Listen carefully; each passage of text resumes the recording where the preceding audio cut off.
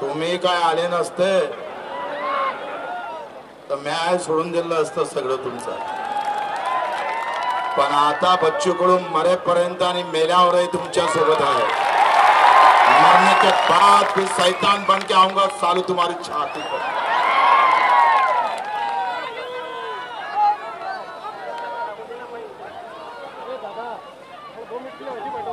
पहिले सगळ्या नारा देऊ आपण, सर्व पक्षीय, सर्व जातीय, सर्व धर्मीय शेतकरी शेतमजुरांचा.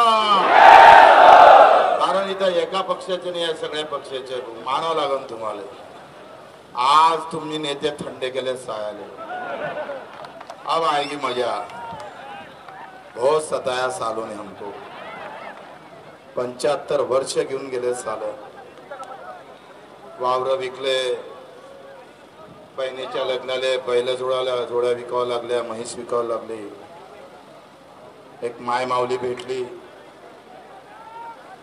4 लाख रुपये खर्च लागला म्हणे. म्हटलं तू कसं काय दिला? सगळ्या बकऱ्याचं धन विकून टाकलं, सगळ्या बकऱ्या विकल्या. येताना दुःखाची वाट होती सगळी.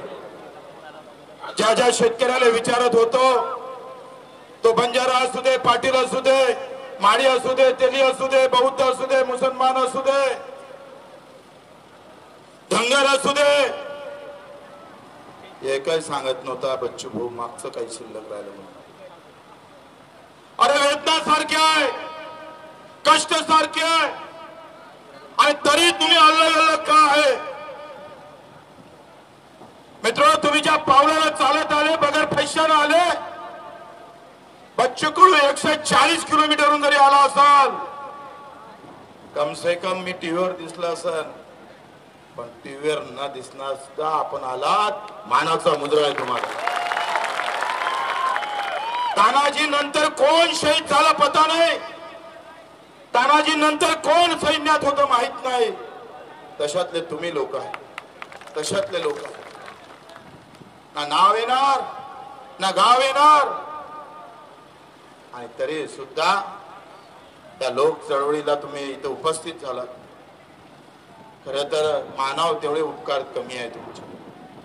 मला पत्रकारानं विचारलं, तुमच्या पायात फोपे आले, जखमा आल्या. म्हटलं त्या जखमान आणि त्या फोळाले कोण विचारतोय? अरे रोज 10 आत्महत्या होते आमच्या शेतकऱ्याच्या.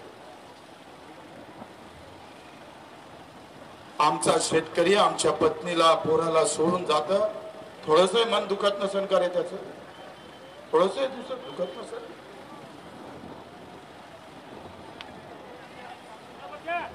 रोज 2 ना 3 आत्महत्या आहेत. एक खारोडे नावाची आत्महत्या पहिल्यांदा पाहिली आणि वाचली.